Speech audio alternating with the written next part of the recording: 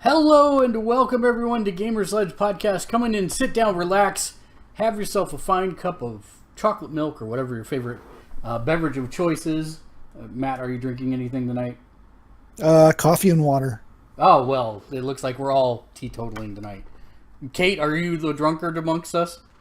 Nope, drinking water. Okay, well then, it's a clean podcast, folks. I think the first one we've had, first one we've had in months.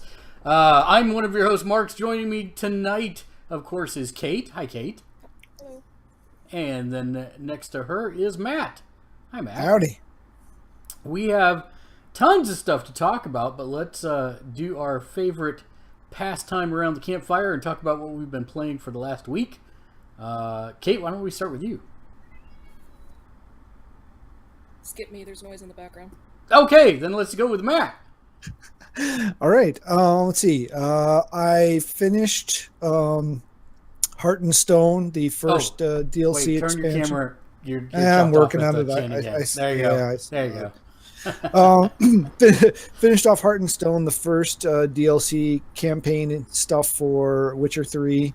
Can't say I was a huge fan of it. Some of the new gear and new stuff that it brings into the game is interesting, but overall the story part itself, it was okay. And then again, I could be extremely fatigued with the game. I'm something in the order of about 200 hours with it now, so could be a bit of game fatigue sitting into. I don't know what you're talking about. Why would that be? I have no idea. I did start off Blood and Wine and went to Toussaint. So yeah, that's very different because I swear, every once in a while when you're in the main part of the game, the sun would come out and the clouds would go away and everything had this bright and vibrant color. And then 5 seconds later, it was storming and overcast again and everything was drab and dreary. I have the sneaking suspicion that to get the color to show up with it being drab and overcast in Scotland all the time, that they like super saturated the colors on the graphics just so they would show up in the dreary weather. So when you go to Toussaint and there's sunny skies and bright blue, everything is almost like comically saturated with color. And I don't know if that's on purpose or if that's just a side effect of the fact that it's not Scotland there or what, but I just got there. I did the first thing you do right when you get there, and that's it. So I have no opinions yet, except it's much more fairy tale medieval than Game of Thrones medieval type setup feeling there. All the knights have shining armor and bright colors and everything. So that'll be an interesting shift. So we'll see where that goes. Determined I am not going to hunt down the platinum for this game. I'm just not going to spend that much more time with it. Played some Rock Band 4 Rivals. Got the gold this week. Got to the gold tier this week. So we'll see where that goes. Got another new crew member in. Dude played, or guy or gal, I have no idea, played a lot. Holy cow, a lot. So that was much appreciated. I know where this is going. You're going to get booted eventually here, because if I can get people that are going to produce like that into the group, you're gone. I'm sorry. I know, it's fine. It's fine. Let's see. What else did we do? Gosh, I don't know. That might actually be it, except right before the podcast here, I did throw in old Final Fantasy 15 and played about the first 90 minutes of episode Prompto. Which I've heard is much better than the others. Oh, much, much better than episode Gladio. Much better than episode Gladio. Episode Gladio was disappointing in almost every aspect possible. This one, the first hour or so, you're pretty much in a hallway, not dissimilar to Chapter 13. And then after that, you go into an area that's open-ish. I don't know how open it is yet. I just got there right before I had to quit. So I don't know how open it is, but it's open-ish, and there's sub-quests and main quests and stuff. So it's much more like an actual expansion. And they made a passable shooter out of it. I mean, that you control Prompto, who fires guns, and they made a passable shooter out of it. It's not great, but it's passable. Well, I'm gladio to hear that. And Prompto does have a melee weapon this time, so you can forego the firearms and just start whacking things. Is it a Keyblade? Tell me it's a Keyblade. I didn't look that closely. It could be, but it's some sort of little tactical short sword thing that he's got. Sounds like a Keyblade.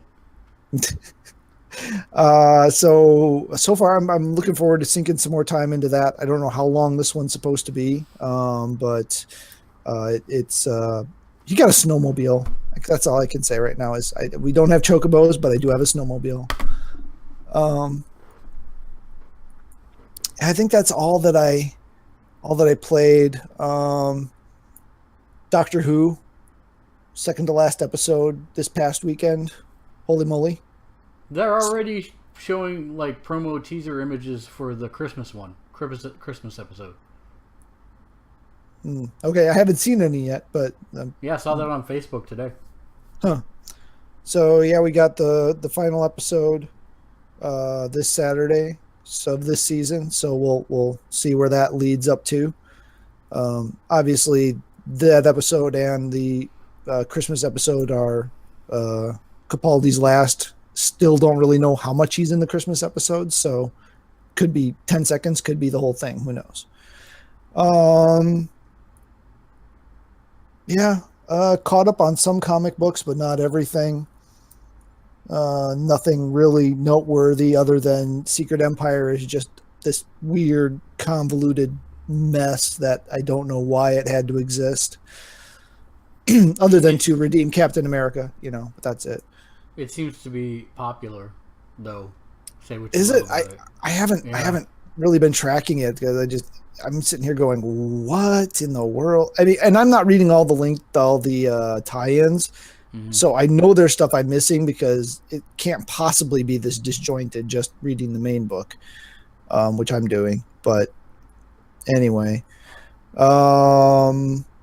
Have you seen the Marvel TLDRs? I saw some posted. I haven't actually. They're actually quite good. They're little animated synopsises that tell you the gist of the story. I'm pretty much just like, I'm gonna wait for the TLDR. So yeah, I don't know. That's just a thing that's kind of there. What did I know I've watched some other stuff. Mitchell started watching Gundam Seed, so I started watching that with him again.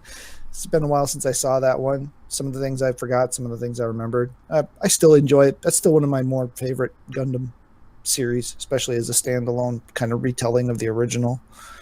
Dang it, I feel like there was something else I watched that I wanted to remember to bring up, and I can't think of what. I watched Shadowhunters, but that wasn't it. Oh, Preacher's back. I have 2 episodes on my DVR out of nowhere, and I haven't had a chance to watch them yet. That's what it was that I was going to mention. So you kind of originally said that the show was not good. Season 1 starts off great, and then kind of meanders its way to the ending. It's a short season, so it's not unsurvivable.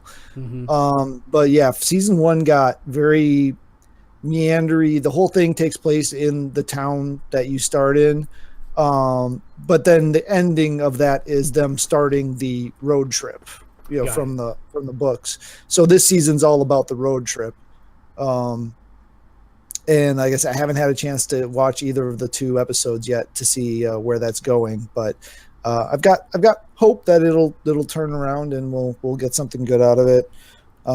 Dark Matter continues to be good. It's not great. It's good. It's one I can sit when I'm kind of tired and just want to watch something quick before I go to bed. Watch that. Are those 30-minute Killjoys is episodes starting or soon. an hour? They're an hour, but Oh, I was like something quick. I was like, I thought they were hour, but yeah, okay. yeah, they're an hour. Skip commercials, 40, 45 minutes. So it's short for me. It's shorter than a movie. So yeah, I still that's it. That's all I can think of. I thought I had something else, but that's it. Yeah. Kate, how's your noise levels? Better. I haven't been playing much at all because since the beginning of E3 until this past weekend, we had company. Mm-hmm. And I despise it when people watch me play games over my shoulder.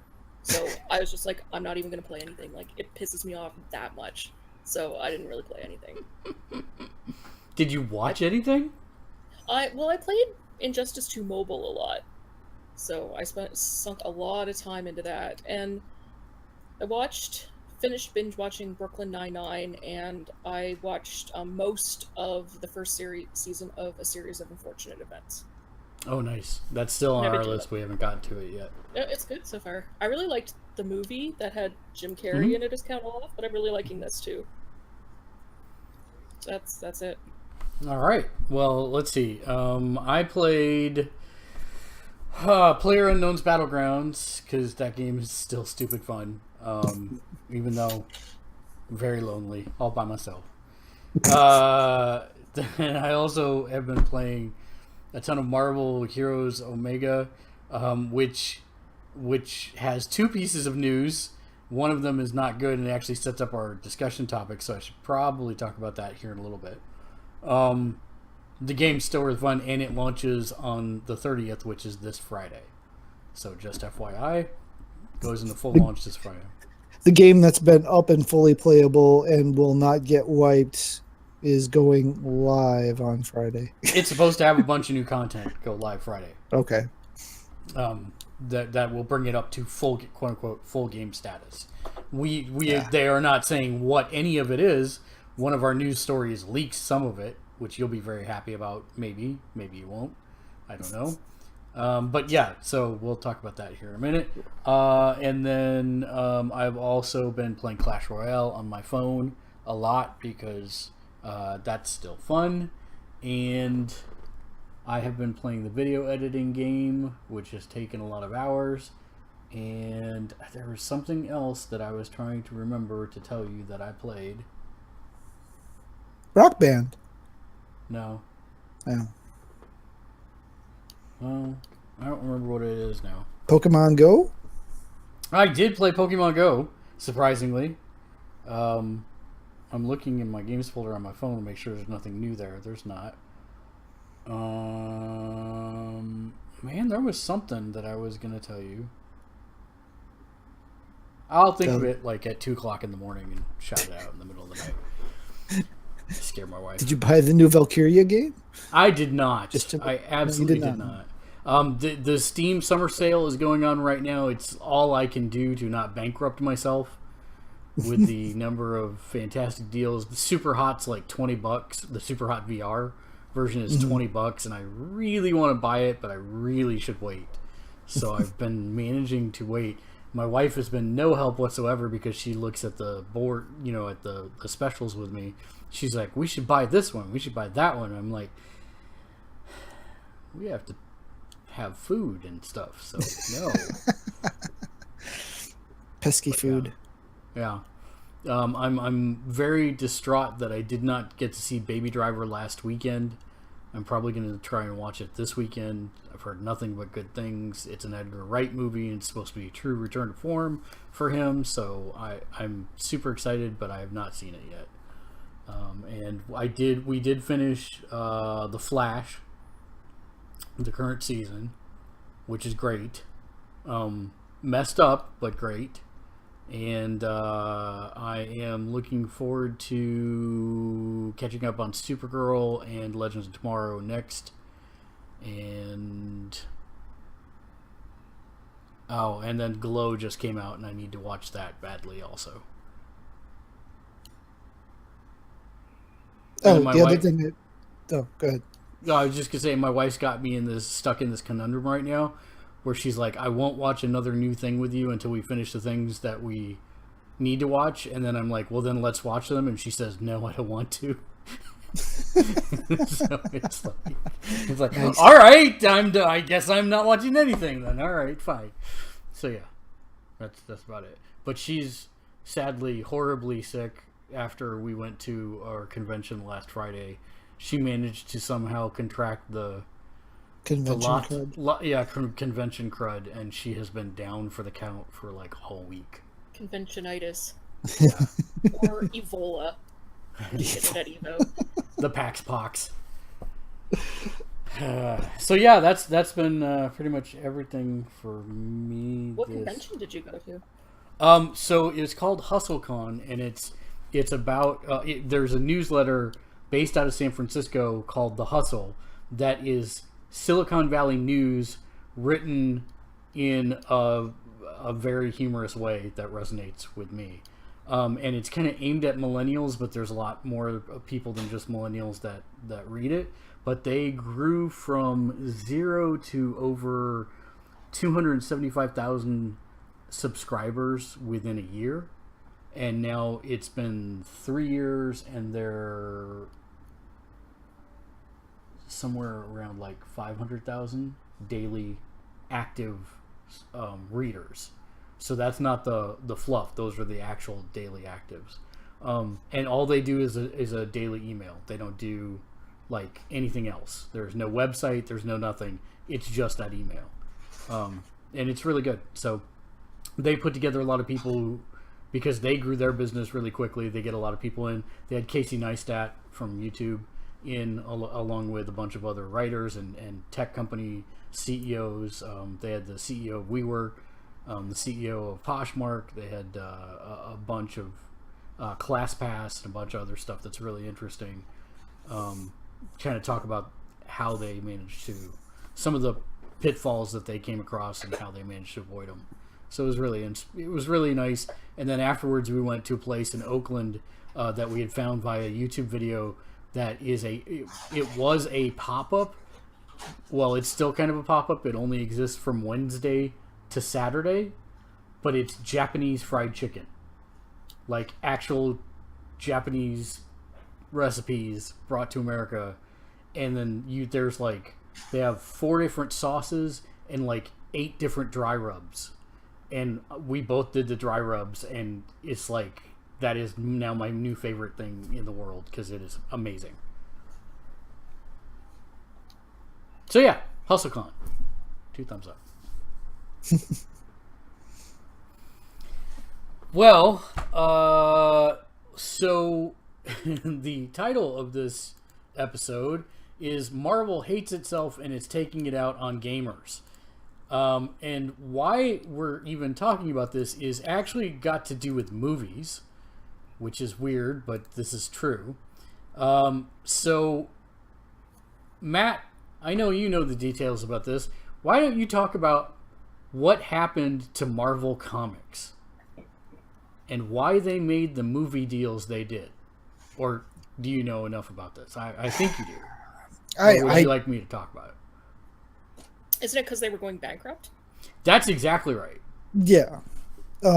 They were having money problems, and they decided to diversify in the movie space, and so they went with different studios for different properties.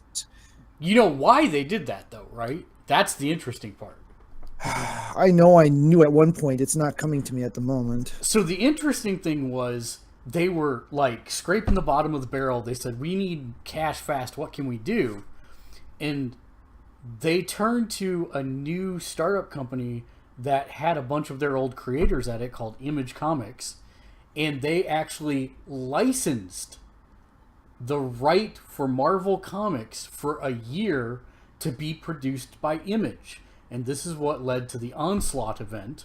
Onslaught was the magic MacGuffin, if you will, made up of Charles Xavier, X-Man, and a bunch of other people with bad Charles Xavier controlling and forming the head.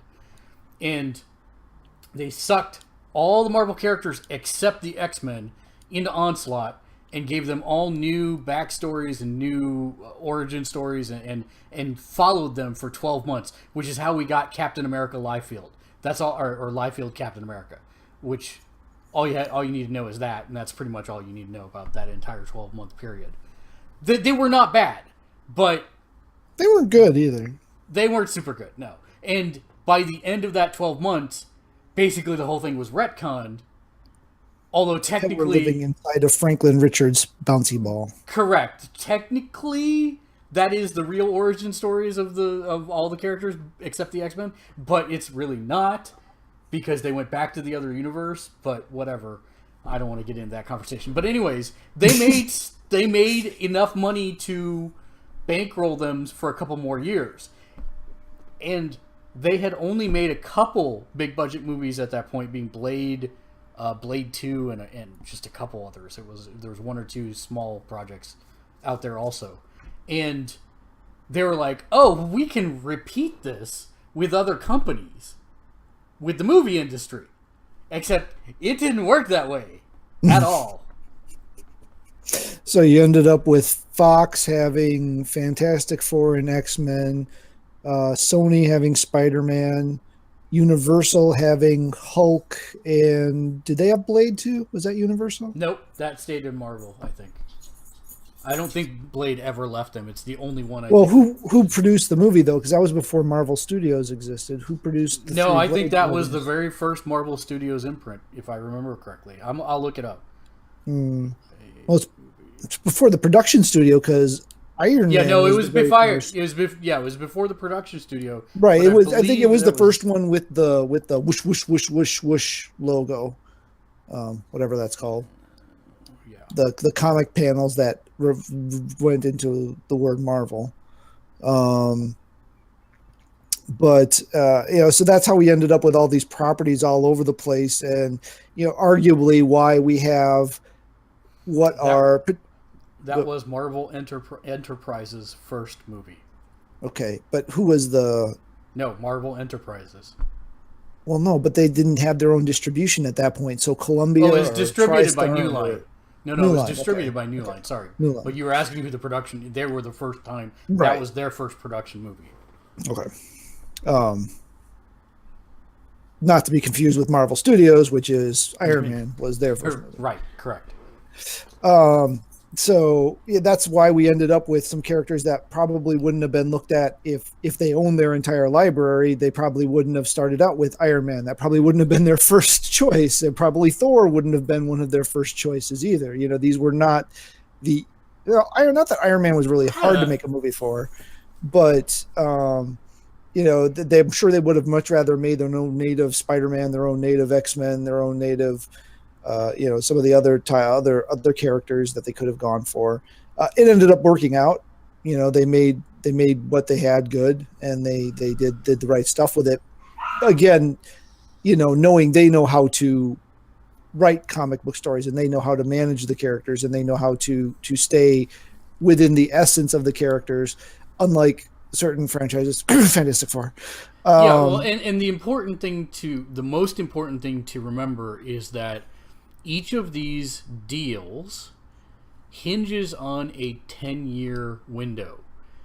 The companies have to put out one new movie every 10 years. That was the other early one. Yeah. They have to put out one new movie every 10 years, or the deal automatically reverts to Marvel. However, if the company does put out a new movie in a year, they can do that in perpetuity. In perpetuity means forever, meaning that the rights never revert to Marvel, and Marvel gets a big fat goose egg from the horrible deal that they cut. I mean, they get something, but it's not like any amount of sizable money. Right. And they did it because they were desperate when they cut these deals.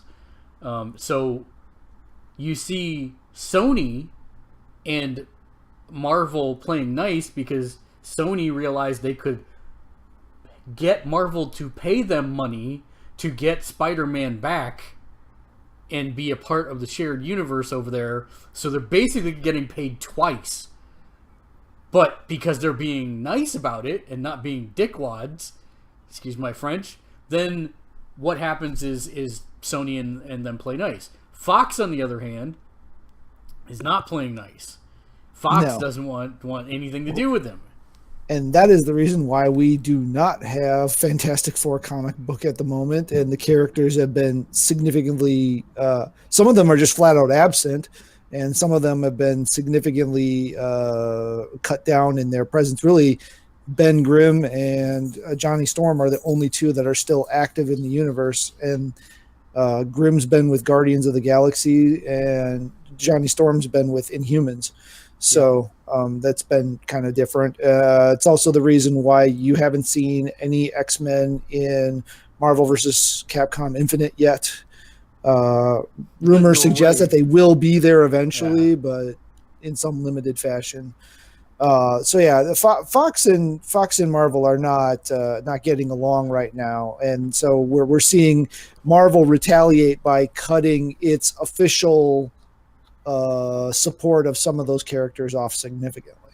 Well, and it extends to every medium too. Right. It's not just comic books where they're writing them out. Trading cards, posters, promotional materials. And that leads now to present day when there's this game on PC called Marvel Heroes Omega that has been running for 4 years now. Now, they had a license until 2019 for the PC version of the game. It was a 10-year license cut in 2009 and then was supposed to go to 2019. But then they went to bring it out on the consoles, which is PS4, which is already out, and Xbox launching June 30th. This is where the crux of the problem is because they didn't have, they had to renegotiate the license since it wasn't part of the original deal. And in doing so, Marvel demanded, apparently with very short notice, that Gazillion, which is the publisher or the developer of the game, had to remove all Fantastic Four content other than Doctor Doom. And the only reason... Ability to purchase new. Correct. How come Doctor Doom is an exception? So Doctor Doom is an exception because he is basically the main character in the entire storyline of the game, and they would have to rewrite the entire game. So I'm sure they ended up paying for that privilege in some way, but... Yeah, I wasn't sure, but so going forward with something like Marvel vs. Capcom Infinite or something like that, say, like, because this game, since I haven't touched Marvel Heroes Omega, like, I didn't know that about Doom, because he's so integral to that game, but he isn't to, like, Marvel vs. Capcom or any other Marvel something else that might come out for mobile or console or something, would they not include him because he's a Fantastic Four character? So the answer is he's one of the iffy characters because he has been a Marvel Universe baddie, but technically he is a Fantastic Four character. So if you see him in a game, it means that they probably paid for the right to have him in the game. Expect him not to be in most games. And expect any mention of any of the Fantastic Four. The problem is that Super Skrull, Surfer, Galactus, those are also Fantastic Four characters. And because of that, they're also being benched on the wayside. Surfer is actually a playable character in the PC version, and he is being retired, the ability to purchase him is being retired along with the rest of the Fantastic Four characters. The extra terrible part is Surfer's like the one character that I was actually waiting for them to bring over from the PC. There is a strain of thought right now that Gazillion will launch, since they're launching on the 30th and the deadline for this is the 1st. There is actually a conspiracy thread on Reddit that I'm choosing to believe right now and keep my hope alive, that on the 30th for the console, they will launch the Fantastic Four for purchase and then remove it the next day. So you'll have exactly 24 hours to buy them. That would be really smart because people would be like, oh my god, I gotta buy them, and you get a huge influx of money. Now, there's been a lot of questions about how long has Gazillion known about this, because some assets of the game have been removed for as long as 3 weeks ago. But it's also possible that due to the negotiations, they could have been under gag order and not able to discuss that. Which is probably accurate. Yeah, there are some who say, "Oh no, they just sat on it to make to do panic marketing," just like you're saying. "Oh, I have like a week to get this done. I need to do it now."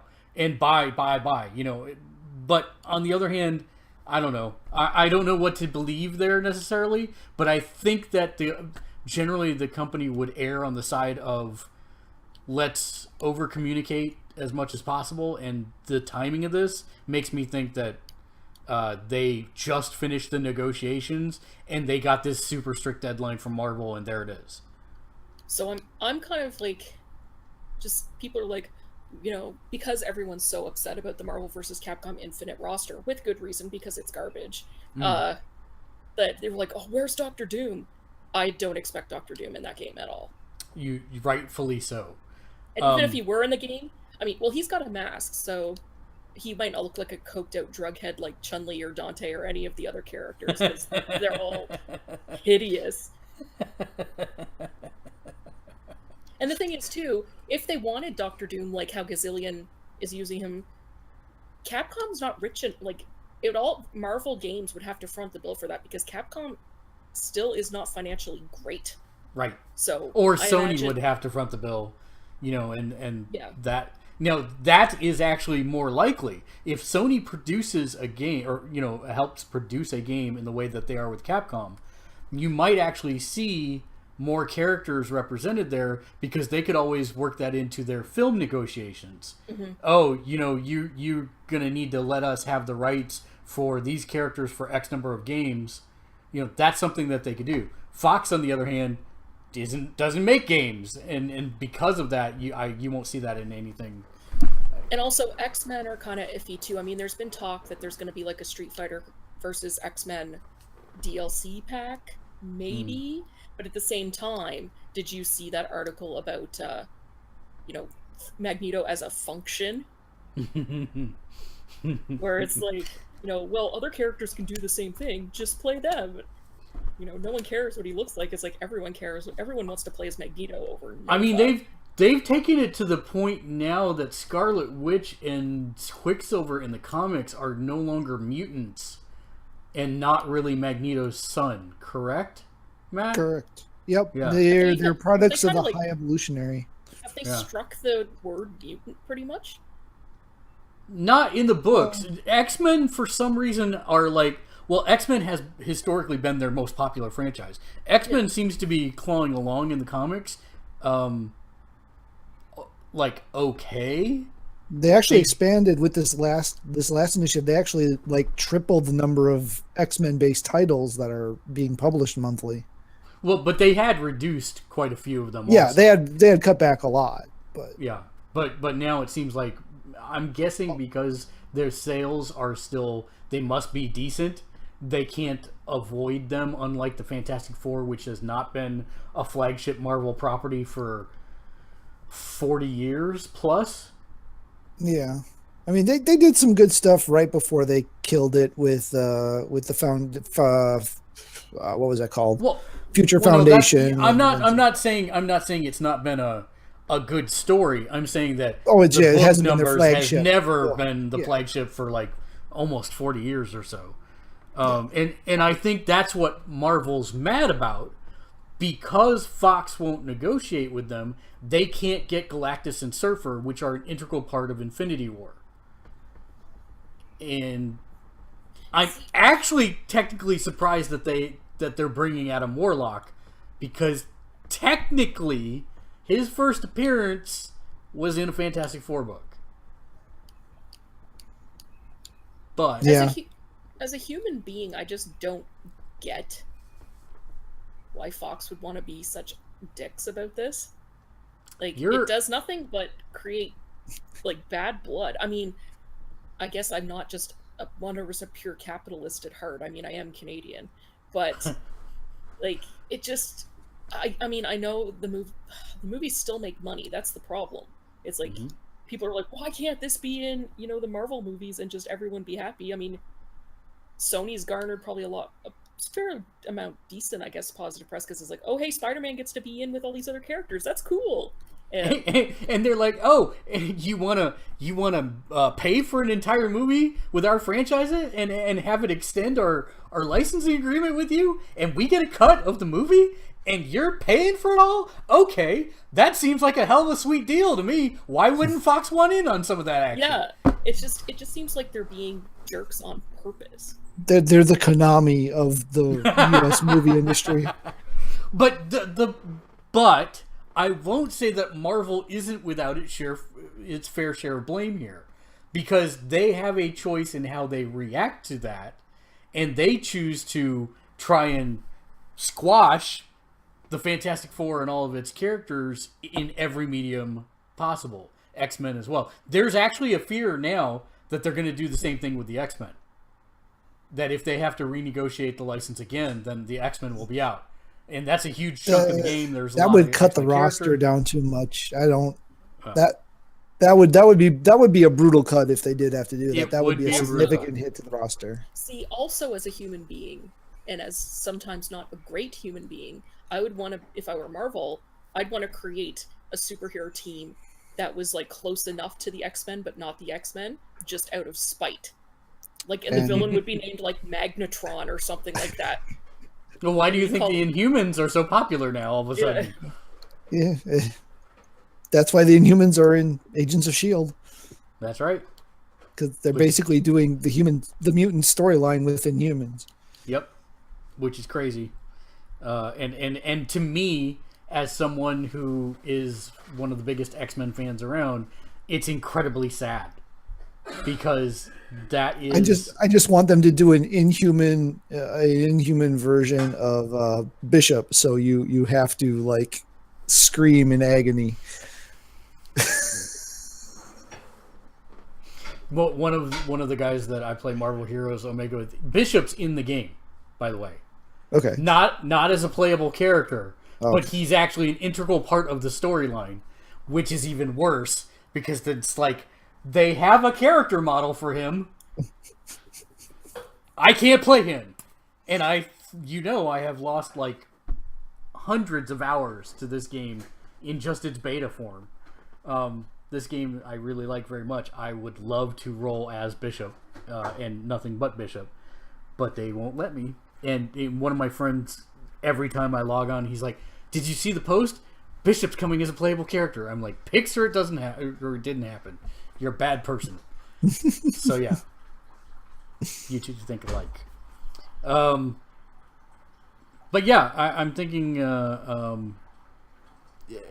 I think we're only going to see more of this, and that's sad. But until Mom and Dad stop fighting, Marvel and Fox. I still can't. I can't imagine that Marvel/Disney hasn't flashed enough cash at them that would recoup the financial and perspective.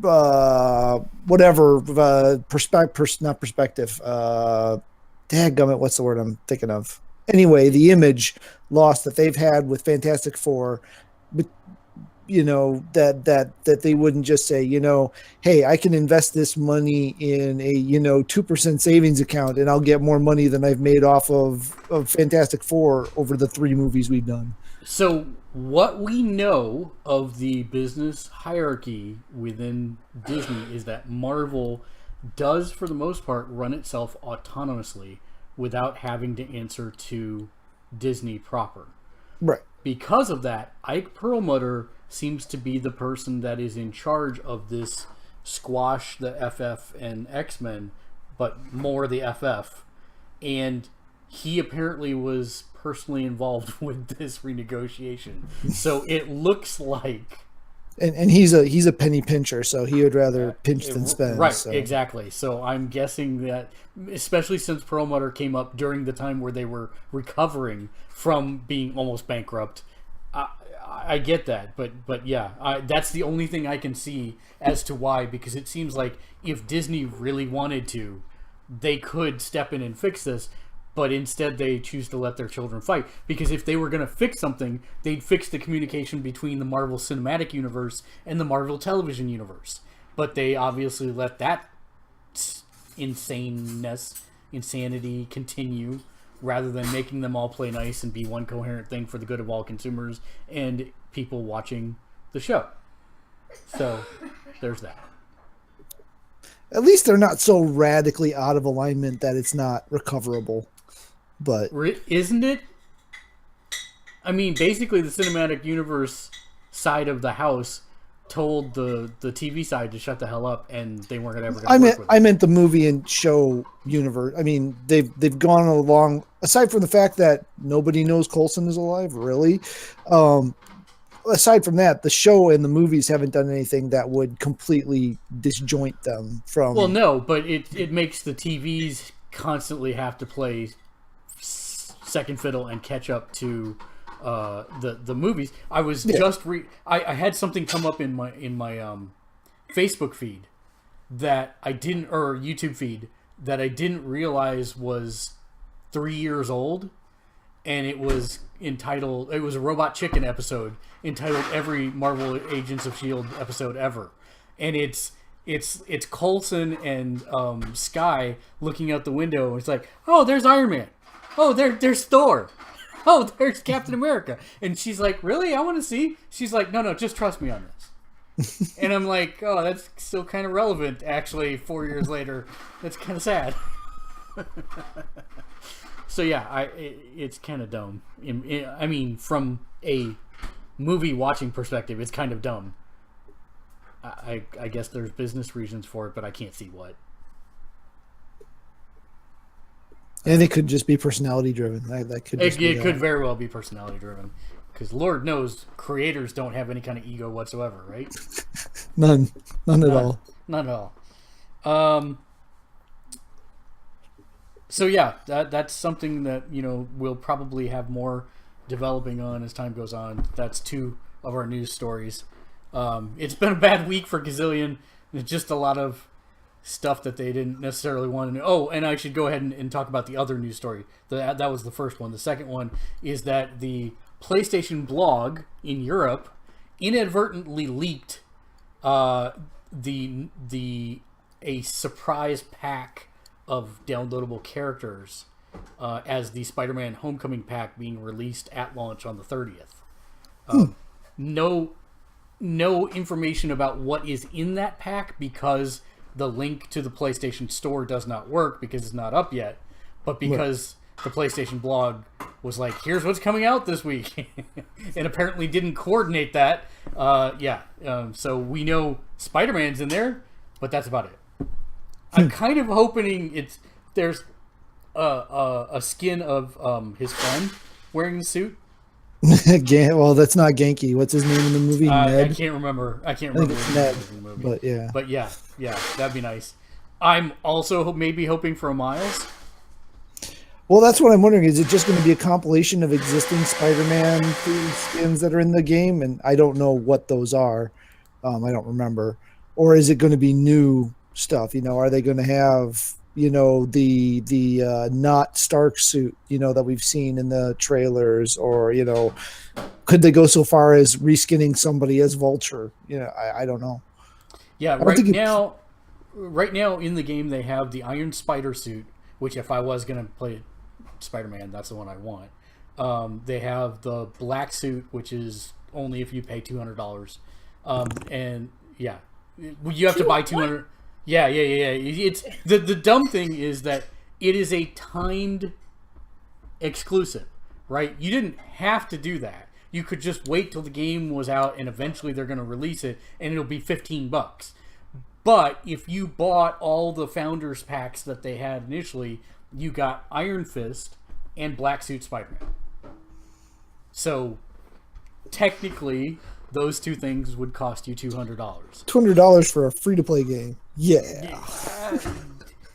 I'm not.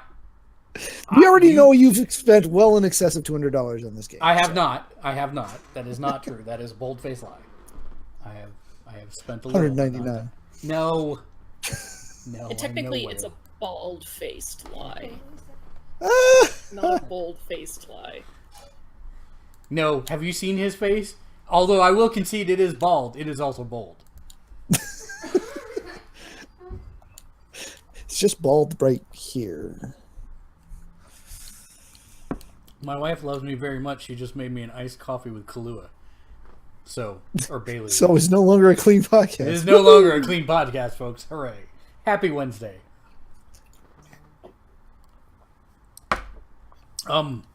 Beyond that, so we have a bunch of news. Let's get to the news. News. News. Silly news. If I can figure out how to get to the news. There we go. News. Why, there is somebody hosting a Smash Mouth All-Star room on this service. Why would you do that to people? Like Smash Mouth the band? Yes, Smash Mouth the band. A forever loop of All-Star.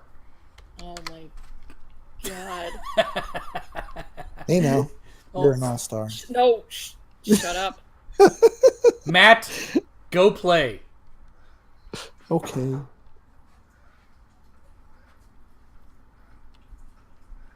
All that glitters is gold.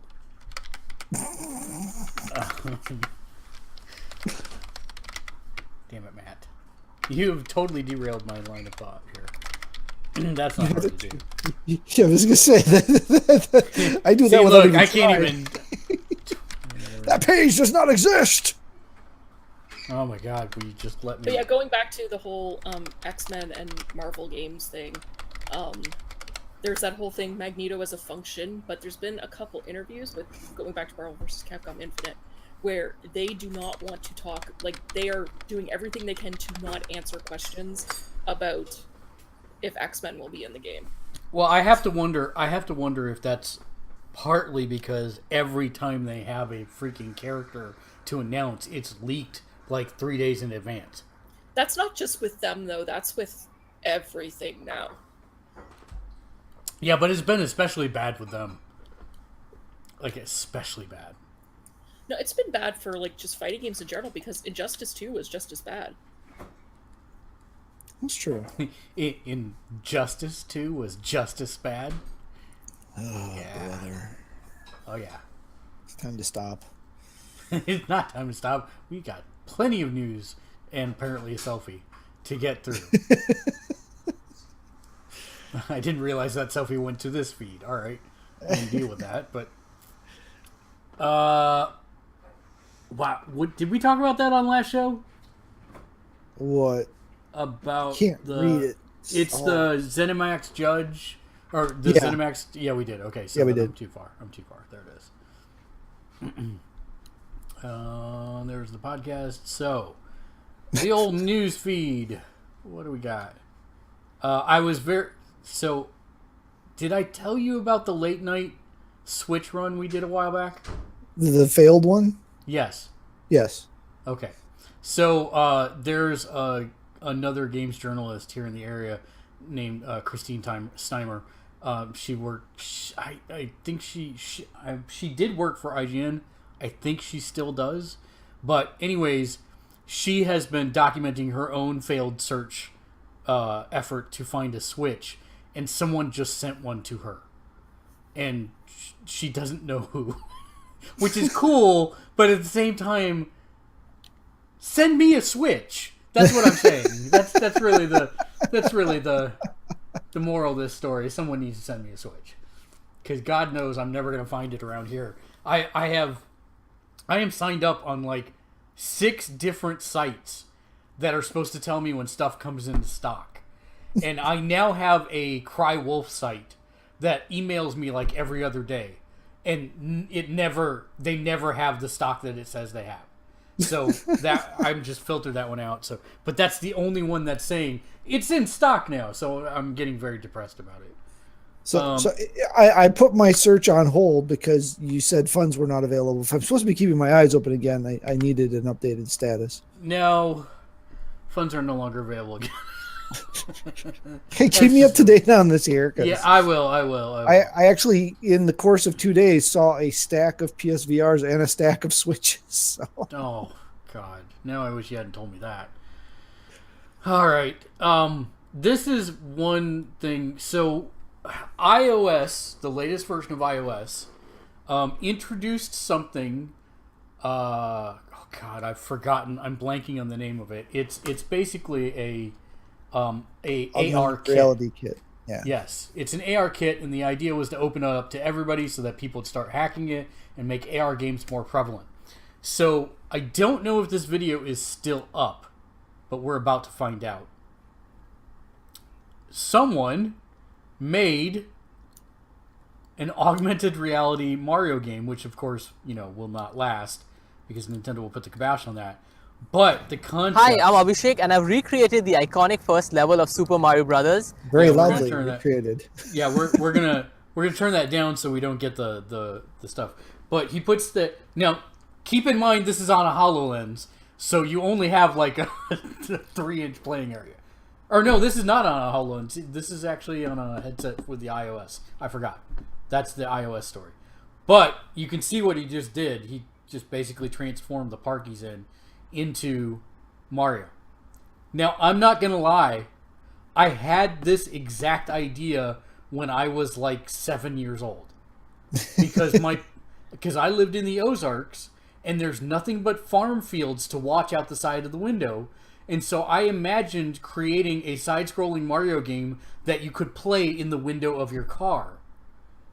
And this is actually, like, way better than what I had imagined. I mean, it's rough. It's still not finished. But as a first concept, and what he has programmed that you can do, like bash Goombas on the head, and jump over pits, and jump for stuff, it's crazy. He didn't set the score up right, though. The second Goomba should have been double. Nerd. Yes, exactly. That is why we are friends. But yeah, I mean, he punches something up here, and the one-up mushroom falls down. He doesn't catch it. What the hell is he doing? And B, it goes into a pit. Yeah, okay. I couldn't see having a whole lot of fun playing this. It's too rough. Well, but I can't imagine. I grew up in a rural area too, so I mean, the concept of we made swords and shields out of leftover wood from my dad's workshop and played Legend of Zelda, out in the woods.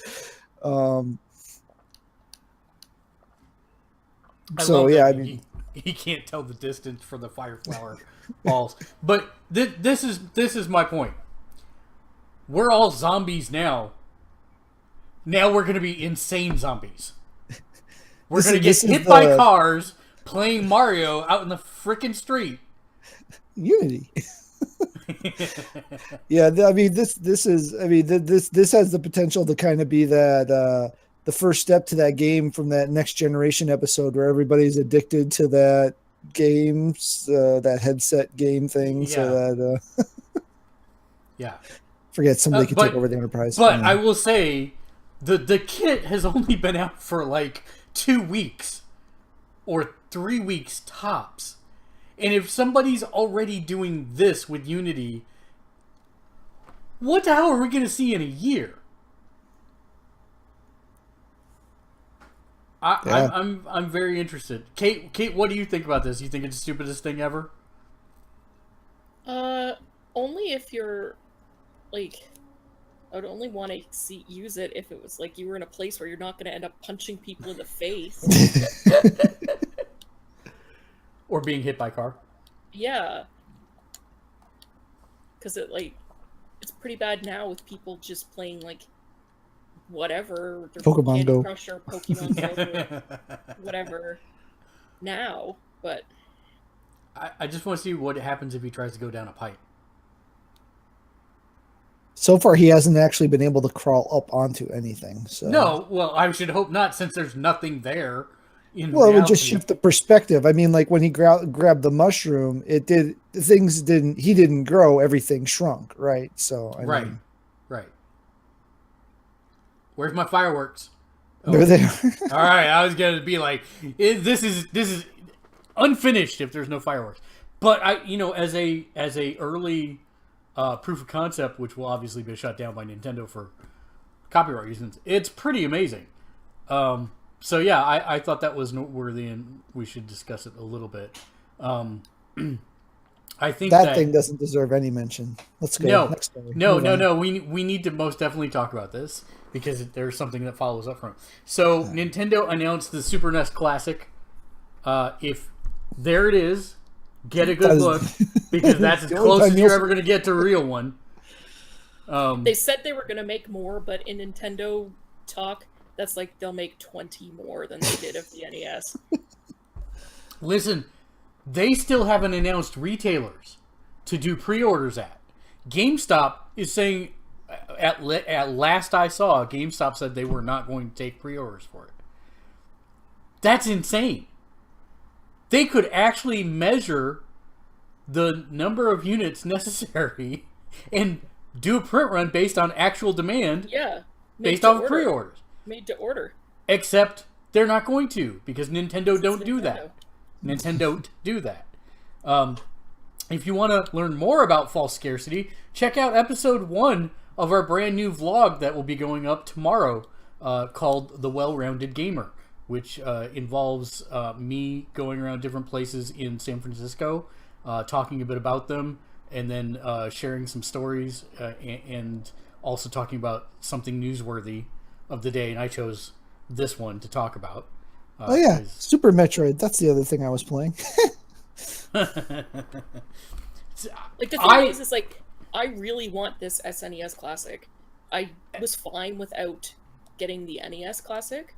I want this one, but it's just like at the same time, it's just like, why should I even bother? Like putting. It's got Star Fox 2. It could be the first good Star Fox game since Star Fox 1. Yeah, the unfinished one. Yeah. It's probably better than that stuff they released on the Wii U. Well, yeah, pretty much. Well, I also kind of have been wanting a Switch lately, so it's just like I don't know if I want to do that to myself twice. But by the time I have the money for a Switch, there might actually be more in the wild. Well, you have an infinitely better chance of finding a Switch than one of these things, unless they actually do the flood the market thing, in which case they'll be on sale for about $5 at your local grocery store after a couple of months. But they won't because that's not Nintendo. No.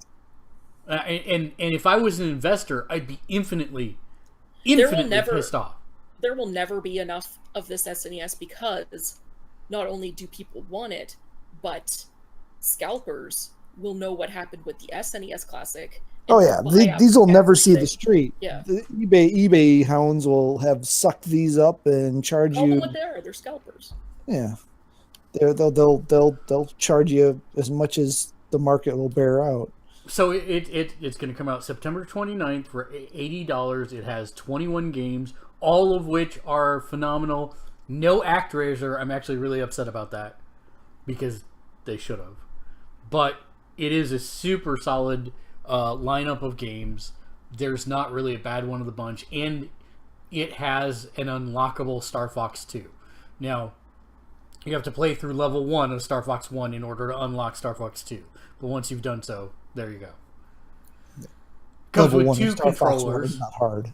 2 controllers that are probably 2 foot long, like the last one as well, because Nintendo don't learn anything about that stuff. Did I ever show you that cable for the NES Classic? Yeah, I don't know if you showed me, but I've seen it. It's literally like 2 foot long, maybe 3 at the most. It is. No one would ever be able to play it. Yeah, it's the same length as the classic controller for the Wii U and Wii. So it's probably the exact same cable. Probably is. But yes, that's the Super NES Classic. Enjoy the picture because that's probably as close as you'll ever see.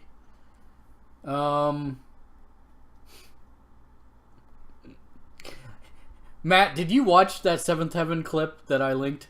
No, I haven't watched it yet. No. You need to watch it because I need you to chime in against Dave because it's actually super funny. He just has no sense of humor. He probably never watched Seventh Heaven either. So. It probably is not. Why would anyone want to watch Seventh Heaven? Well, so my wife loved it, and she did like the shotgun marathon. She watched like all 7 in like, I don't know, 2 months, and I didn't really have a choice. I ended up watching a bunch of it with her. It's not horrible. It's not anything I would ever choose to watch, but it's not horrible. And Jessica Biel. And if you're into guys, then I'm sure the eldest son was pretty decent looking. But it was okay. That's really it. It was okay. She liked it a lot. But this is a scene from one of the episodes that someone has rescored and then takes clips from another episode to escalate it at the end rather dramatically. So it's really actually pretty doggone funny. But Dave has no sense of humor, so there's that. Matt, what games are coming to PlayStation? Oh, for the Plus for next month? Yeah, for July. I'm for excited. July's Plus lineup. For the PS4, you will get Until Dawn, which I was not expecting at all, and have not played, so I am super stoked for that one. And the Telltale's Game of Thrones title, which I have played, do own. Recommend if you're even moderately a fan of either Telltale's games or Game of Thrones, and if picking you're that one up for sure. Either, then yeah, it's pretty solid offering. On the PS3, we've got Tokyo Jungle, which I've heard, but I have absolutely no idea what it is. And Darkstalkers Resurrection. For the Vita, there's it's 4L, but Elemental is a 4 for an A, I guess, is probably how you're supposed to pronounce that. And then Don't Die, Mr. Robot, which is also a cross-buy for a PS4. So for the first time in a long time, we'll only have 3 PS4 titles, not 4. Again, I've not really heard of Elemental or Don't Die, Mr. Robot, so I'm not sure what's up with either of those. But the offerings for the PS4 are really strong. We actually made it through a whole page of comments threads on the blog without that much hate. Mostly just people saying, oh, I already own those games, which, surprise, surprise, when you beg and plead that you want bigger, more AAA titles in your free game selection, you're going to have more people that already own them. So, that's one of the big trade-offs. I want popular games that nobody has played. People still want Knack and Shadowfall for the PS5. I mean, well, so I will tell you, $4 a piece. Come on, for Pete's I will tell you that Shadowfall is a good game and should be on Plus, and Knack, quite frankly, should Knack also will be on Plus when Knack 2 comes out. I think you're right. I think you're right. Which is sad because Knack 2 will probably be a far superior game. Everything I've heard, it is. You know what these people want? They want like Uncharted 4 and like Dragon Age or something as like their free games because they're unrealistic and stupid. But you say that, Kate, but this is actually Sony's fault because they did exactly that for a really long time on the PlayStation 3. But if they were 3 or 4 year old games, understood, but they did do it, and the unrealistic expectation on people's behalf is we're not that far into the console life cycle, so they can't mine the back catalog yet to do that, but I think they will as we get farther along in the process. Whenever they decide they can cut PlayStation 3 games from the Plus lineup and or Vita games, I'm guessing Vita games won't go for a while. PS3 games will go first. I'm actually surprised they still do Vita games. Well, they can't get anybody to buy the game. Yeah. So well, no, I'm more surprised it's like they're still even like supporting it at all. Yeah, I think they're still primarily you're getting the indie titles, so I think they're really just trying to keep some of the promises that they made to some of those indie developers for the platform. Which is super sad because it's still my favorite handheld held of all time. It's an amazing little machine. I will say, since they launched that PC and Mac remote play client, I'm not even using it for that anymore. I feel bad, but I have it in my backpack with me at all points in time. Don't steal my backpack. He does sleep on the train, so you do have opportunities. Hush you! See, BioWare. The funny thing is, I've never wanted a Vita ever because I don't really like handhelds, and when I go back to my PSP to play something like War of the Lions or like PS1 classic stuff like Final Fantasy 8 or 9, I can't play on it because it like really hurts my fingers. And yet I'm still like, man, I kind of want to switch. It's essentially a Nintendo Vita. It is. It's like, why do I want this thing? But the Vita is much larger than the PSP. You wouldn't have that cramped hand problem with the Vita. The thing is, with the Switch, I could also use a Pro controller. You very well could. Yes, that is true. I think the only thing that, like, I have the original Vita. I do not like the new Vitas because the new Vitas are more plasticky. That's the best way I can say it. They're lighter and they have LCD screens instead of OLED screens. And my OLED screen looks flippin' phenomenal at all points in time from any angle in just about any light. I mean, direct sunlight's bad for anybody, but in most cases, I'm good.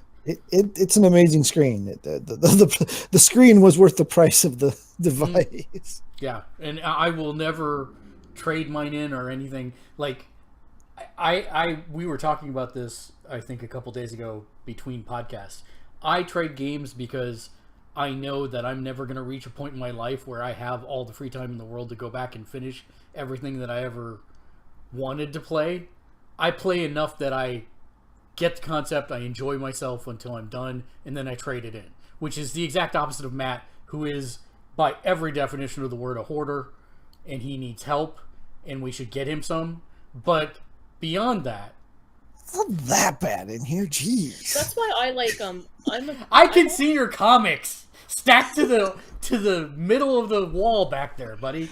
Oh, come on, it's not that bad. I buy a lot of my stuff digitally because of that. Well, because I like to play things at midnight as opposed to like having to get up early and go to the stupid store.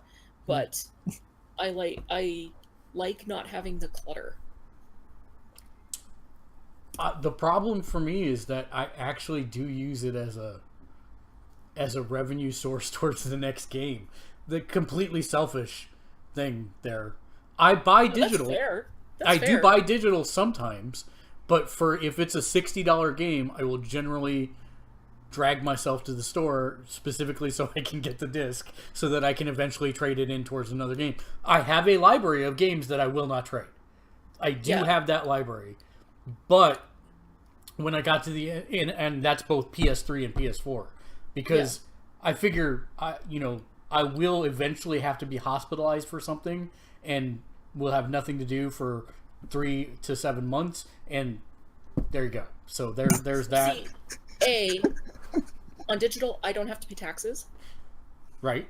And B, I buy way less games than you do. Right. Understood. And that's something else that we were talking about is if I didn't have if I wasn't doing the stuff for the site, I think I would be a different person in some respects because I wouldn't feel like I have to be a part of the next conversation about a game. But now I've done that for so many years, I don't think I can go back to what Matt's doing, which in my mind now, like, I get, like, panicky. Like, he's playing one freaking game for months. I don't know what's wrong with him. I mean, I'm playing a lot of Marvel Heroes. I was about to I'm say, playing a lot of Marvel Heroes, but I still play other things. Like, I've been playing other things. I have a handful of games every week that I've played. The majority of the hours do go into Witcher. Yeah, and like I know that when there's not anything. It's the same as me in DOA X3. Yeah, I play other things, but I'm still always playing that game. Yeah, well, no, but you are playing other things. Like, you're playing a lot of other things. Matt's just doing this one game. And he, like, says that he plays Rock Band. I believe he actually does play a decent amount of Rock Band because he's got family and they like playing together, and that's super cool, and I'm super envious of that. But as far as like when he sits down by himself to play a game, he plays that game by himself, and that's it. That's crazy to me now. It wasn't crazy to me for the 20 years before I met Matt, but it is crazy to me now. I can't even imagine. I like admire it. Like, and when I get my teeth into a game like that, like I have The Witcher. I actually bought it physically, funnily enough, because it was like on super sale, so it was way cheaper for me to get it that way. But when I play it, I'll probably do the same thing. Because like when I played Final Fantasy 15, I played that a ton. See, and I admire it.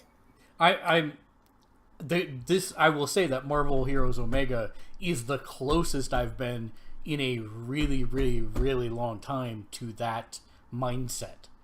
Because my problem going into Final Fantasy 15 was that I knew it was going to be a long ordeal, and I got tired immediately from putting the disc in, if that makes sense, because I knew it was going to be this giant mountain I had to traverse up. The Witcher, I didn't have that happen because I never played a Witcher game before, and even though I knew it was going to be a meaty role-playing game, I never felt like bogged down by that. My problem became because you only played Gwent. That's exactly it. Because I made the mountain out of Gwent. And then it became like, oh, I've got all the rest of the main storyline to do. No. But I need these 7 more cards. So, yeah, no, I made my own mountain there. That's one of the ones, by the way, that I will never trade in. Ever. That game is a masterpiece to me. I will never trade in it. I have said it is kind of... I have that one soft copy that was purchased as a gift as a PSN card, and so I bought that in the season pack off the PlayStation Store. And having had played that for so long and not had to get up and put a disc in, when I had to get up and go put that Final Fantasy 15 disc in my system so that I could play episode Prompto, I was like, oh, I gotta go all the way over there. Hashtag first world problems. So I yelled at a kid and made them do You need one of those like long, like telescope, like a gripper thing with a telescopic lens. Yeah. Yeah, he has that. It's called a child unit. Go serve your master. Oh, only for 4 more years though, and then I run out of them. I know. So, speaking of pleasurable things, BioWare today said that, quote, something is happening with Dragon Age, end quote. So it looks like we are getting a sequel to Dragon Age Inquisition, which I loved Dragon Age Inquisition. I love the first one. I love this one. Let's not talk about 2. Let's pretend it never happened. But I love 2. Inquisition was my fave, but I still liked 2. But it was an action RPG as opposed to a RPG. This is the classic CRPG. This is the top 3/4 or top down, and you get to pause the combat, figure out who you want to do what spells, etc. And man, there is a CRPG renaissance going on right now. This is I put it in the title CRPG +1. We'll get to +2 in a little bit. I don't know though. I'm super excited because I love the Dragon Age series. Like love it. But after Mass Effect Andromeda, I'm kind of like. Yeah, but that was the D team that they farmed that out to. This is one of the A team. I can't help but be concerned. There's no way we're getting derp faces for Dragon Age. No way. I don't know. After the character creator for Inquisition, that character creator was pretty bad. No, I will say that the Dragon Age character creators have never been all that good, but it's never been that bad, and it will not be that bad. Don't take. I don't know. I could not make an Elven Ranger that didn't look like Festus from Gunsmoke. It was impossible. # don't take this away from me, Matt. I don't know. I got my Inquisitor looked pretty good. It was a human female. Yeah, mine did. Yeah, the female models were a lot better than the male models. I will give it that. Just as long as Dorian and Iron Bull come back, I'll be totally happy. I do have one addendum back to the PS Plus story that I forgot to mention. Oh yeah, the stuff about the there's two additional things that you'll have access to with the Plus membership. The first is the first offering from the PlayLink initiative that was announced during E3, which is a collection of Jackbox style games where you fire up the game on your PlayStation, but then you actually play it on your phone in a browser. And the offering that'll hit in July 4th through October 24th. It says that you can get it. It's not clear whether you'll keep it forever or you only get to play it during that period. It's the way it's written. It sounds like as long as you download it or claim it between July 4th and October 24th, you get to keep it. But I can't guarantee that's correct. It's called That's You. And it's up to 5 friends or family. And it's a kind of a who's most likely to kind of game. So that's one thing. And then also Orcs Must Die Unchained is coming in July. And before that, there is a closed beta. And every PlayStation Plus member will have access to that closed beta and will get, for no charge, a Orcs Must Die Uncharted Plus pack, which is a $20 value. Yep. So thanks for I forgot about that too. I saw those as well. Yep. Famitsu shows that Super Mario postage stamps are coming to Japan, so finally I'll be able to lick a toad and a mushroom in the same time. And I put on the Twitter, let's just end the analogy there because HR's watching. So 82 just go what? to Oakland again. You can do them both again at the same time. Oh dear. It's Oakland, man. I have no comment about the fair city of Oakland. We love the fair city of Oakland. Don't shoot me, My sister went there to shop at some outlet stores, and she almost got murdered by a crackhead. I have to say that downtown is doing one of those revitalization things. Yeah. So it's not really that bad. West Oakland, yeah, no. I don't know where in Oakland she was. Yeah, Oakland's okay. I mean, it's not. It's still warm weather California, so the homeless don't ever leave, kind of thing. So I mean, that does happen a lot, but I mean, that's anywhere. It doesn't necessarily have to be in a bad neighborhood, sadly. But yeah, That's I thought one of the this good was things about the cold. about the only good thing. The Nintendo Switch has sold over 1 million consoles in Japan. And what's crazy is they're sold out in Japan as well. Here's why this is crazy. And man, I know I'm totally on hashtag false scarcity. Nintendo owns the end-to-end distribution chain in Japan.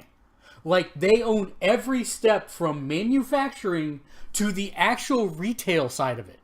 They own the whole process. And they're out in Japan.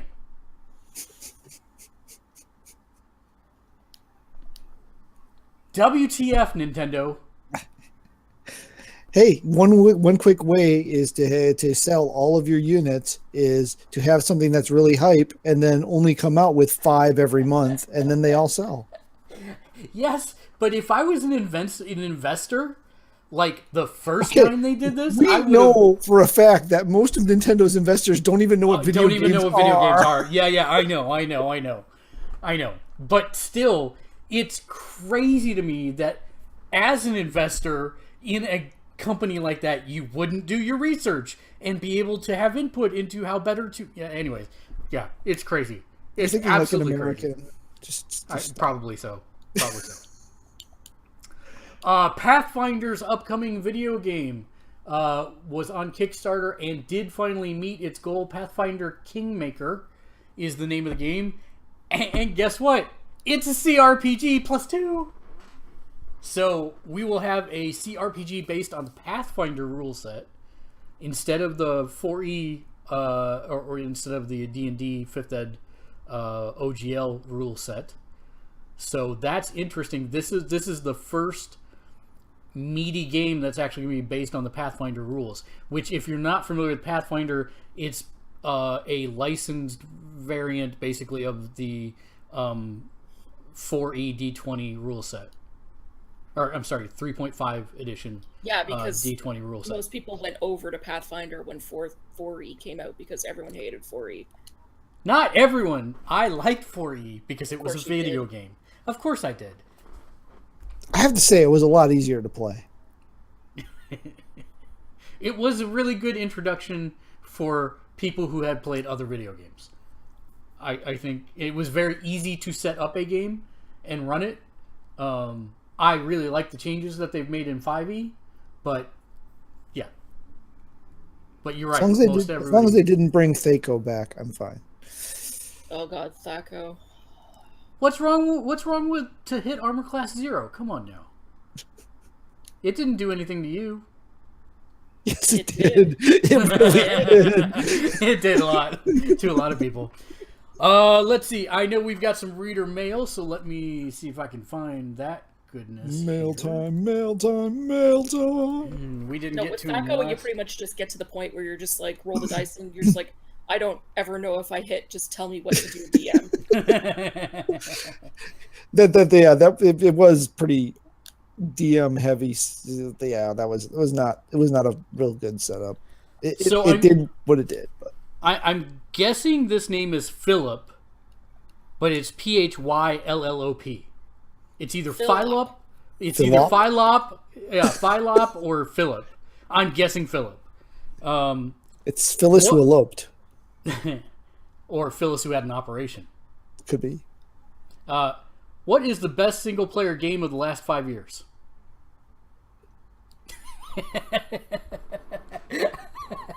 Start us off with the easy one, Mark. Why does he never show up? He was supposed to be coming. Best single player game of the last 5 years. 5 years. Oh. So we're talking. He's only started playing video games again, though, so he wouldn't really. Well, it's easy. This is Pokemon. Just pick a Pokemon, any one of them. It's Pokemon. He might say Zelda, though. He might actually say Zelda. He might. Of the last 5 years, I'm actually going to go with The Witcher 3. It is that good to me, and not just because of the Gwent. It's got its issues, but in terms of telling, oh man, now though that would also encompass the Telltale games. Those have been the last 5 years. Crap. I think I actually have my answer. I'm not 100% sure this has been in the last 5 years, but a version of this game at least has come out in the last 5 years. The Last of Us. Yes. I mean, it has a multiplayer mode, but I mean, it has a full-on single-player. Yeah, no, I consider that a single-player game that has a multiplayer mode, as opposed to something like Call of Duty, which is a multiplayer mode with multiplayer game with a single-player mode. I'd say maybe Witcher's a really good one. Last of Us is a really good one. There's Uncharted 4, Doom.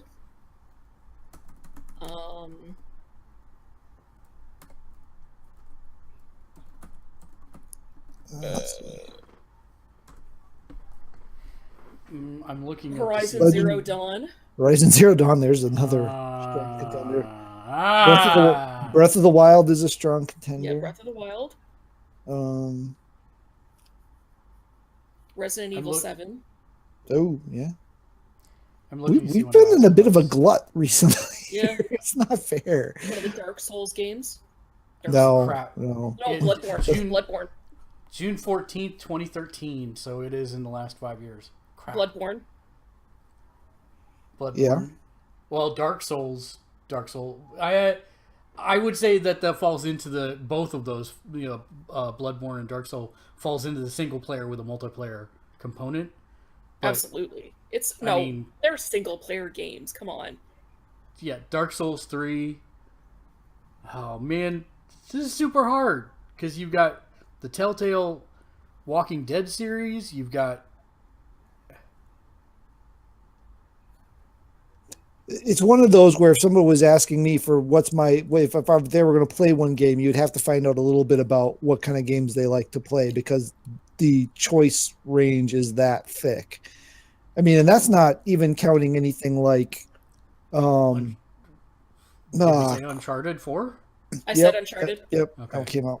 I've said a few different ones. Genres. Yeah, different genres. Because like if I you like mean- shooters, Doom is absolutely the number one for shooter.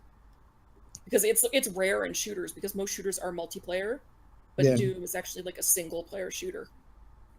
I mean, heck, Resogun could be in that list.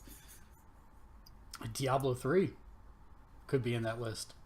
Yeah. That's in the last. I thought it was like older than that. Well, for the console. Well, the PS4 version's obviously within that timeline. I don't Right. know if the original drop. No, for I don't consoles. think the original one is. The PC drop would be outside of. Dragon Age Inquisition. Yep. I don't- Oh shit! Oh, shoot. Dear Lord. Well, yeah, I can't believe I did that. Divinity Original Sin. Oh my god, that's a huge one. And we're not even hitting indie titles. We're mostly hitting big stuff. So Rocket League. Oh, well. Well, that's multiplayer. That one's I mean, you can definitely play it alone, but yeah. Why would you do that to 'cause- yourself? Yeah, no, that's like saying like a fighting game is a single player. I mean, you can do it single, but it's not at its core a single player game. Yeah. Well, unless you want to count Injustice, because Injustice is really weird in that because of the sim aspect, most people spend all their time No, because playing it alone. As a fighting game, it is not. It is designed. There is single player, but as a fighting game, at its core, it's a multiplayer game. Yeah. Yeah. Because I would have said Mortal Kombat X because I actually think that one's like Yeah. better Yeah. than Injustice 2.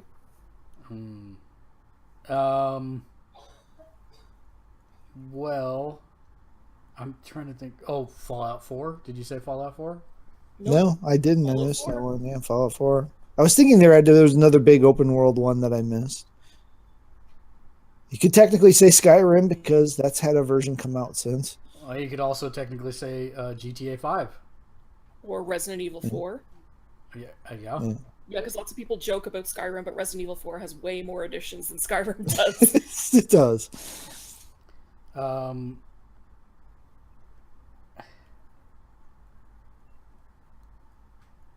Let's see. GiffyCat23 asked, are you excited for Fallout VR?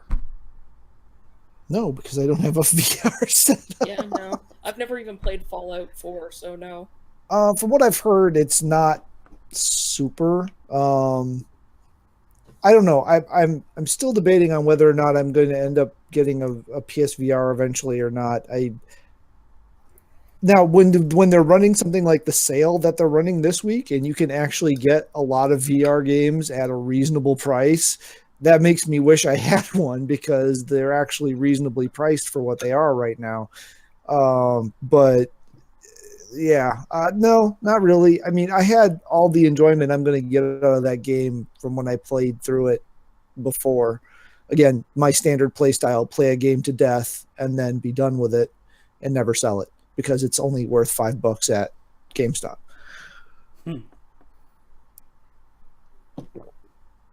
I thought I had another one, but I'm not seeing it.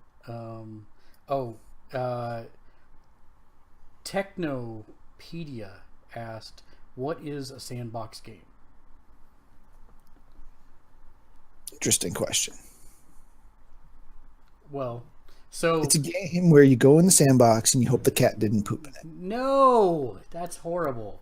Everybody knows you're supposed to have one of those automated scooper things for your sandbox. No, a sandbox is a sandbox can also be called an open world game, and frequently is.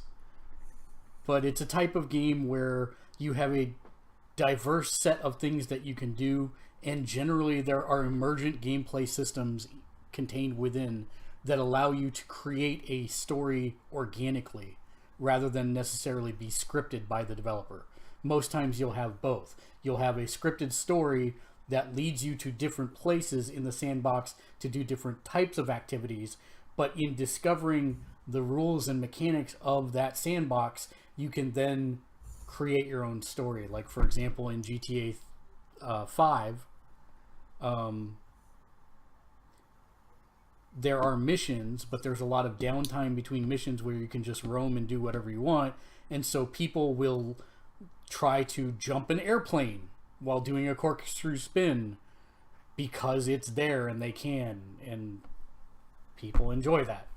So it's something where they give you the rules and they give you different things that you can do in it, and then what you do in it is up to you.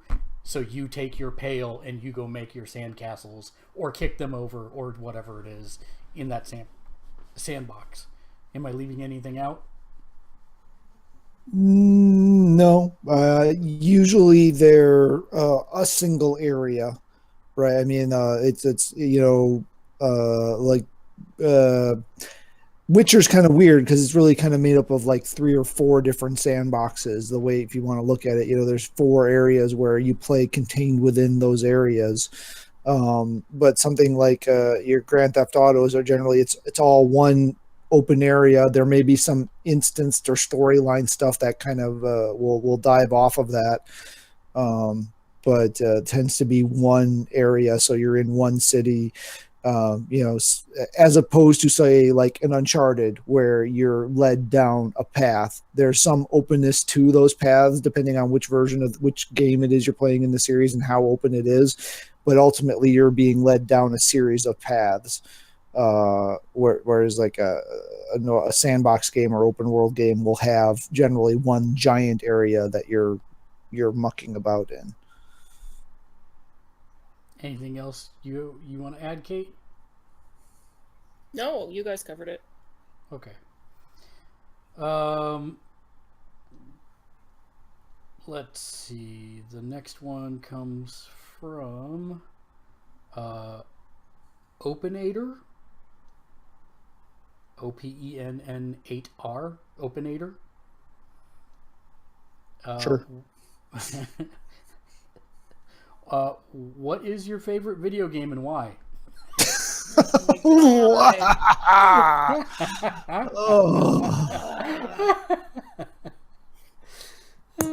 Serious? Super And serial. I've got one more after this one. Okay, Mark, since you led this upon us, why don't you go first? Well, he knew the question. He's probably got an answer prepared. I'm sure he is. I'm stalling. Shoot. I actually do know my answer, though. I mean, I still, as much as and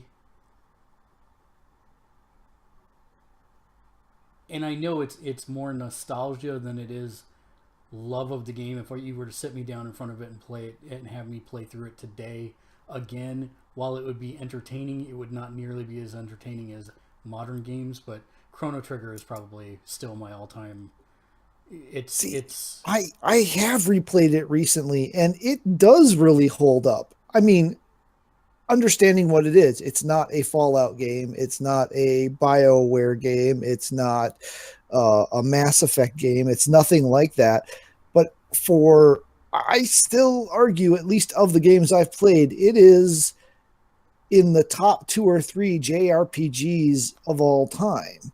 And when you look at what they had to work with at that point, in terms of music, they made one of the catchiest soundtracks that to this date holds up even in chiptune format. If you hear the orchestral versions, it's phenomenal. But if you listen to chiptune versions, it's still amazing. Great. And they did such an amazing job with the translation and writing of that game that the characters all felt different, and they created a fairly coherent story that was entertaining and engaging. And about time travel. Coherent and time travel generally do not go in the same sentence. Yeah. So that's probably mine. And I forgot that question was on there, so I had no advance notice of it. Thank you very much. Miss Kate. Before I say mine, I just want to kind of put this in your brain to blow it. Chrono Trigger remake in the Dragon Ball FighterZ oh Arc God! System Works game. Please, God, please. Please, God, yes. In the Guilty Gear engine with the Dragon Ball graphics. Oh my God, yes, please. Mind blown. Mine is and has been for a long time Silent Hill 2. Oh wait, That Kate, game- you gotta tilt your head down, your thing down. You're doing the nose chop. There you go. Thank you. Mine has been since I played it. Silent Hill 2 has Nice. been my favorite game. I think one of the best games ever made.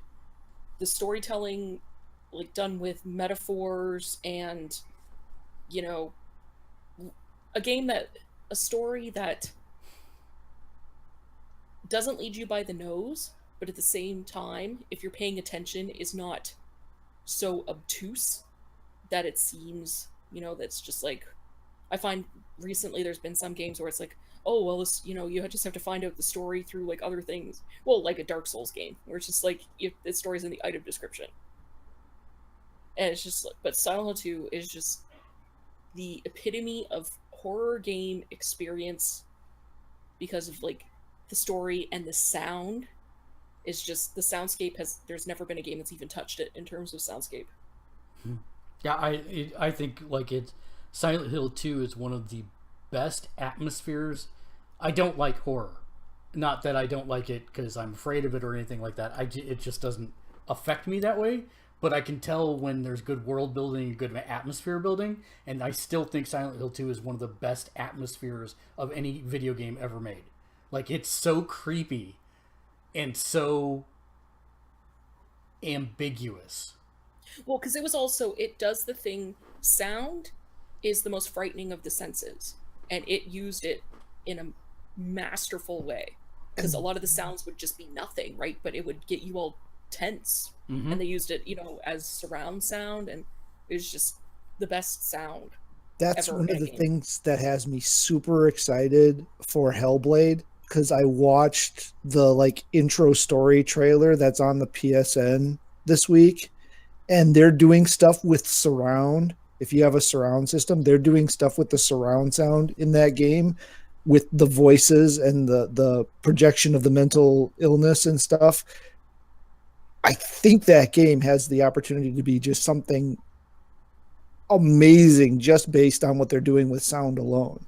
Now, if they could use a system like they did for that, the one Haunted House Doctor Who episode this year, where just with a plain old regular set of headphones, you just had just this incredible surround sound effect. That would be. And I will say, crazy, just before I end, the only game I think that has come close to its use of sound effectively since then is the first Dead Space game, because it also used a lack of sound to its favor, because in space there is no sound, and the parts where it was like blown out or stuff, there was quiet used effectively, and Silent Hill 2 did that as well. I just think Dead Space is the only one that's going to come close to it.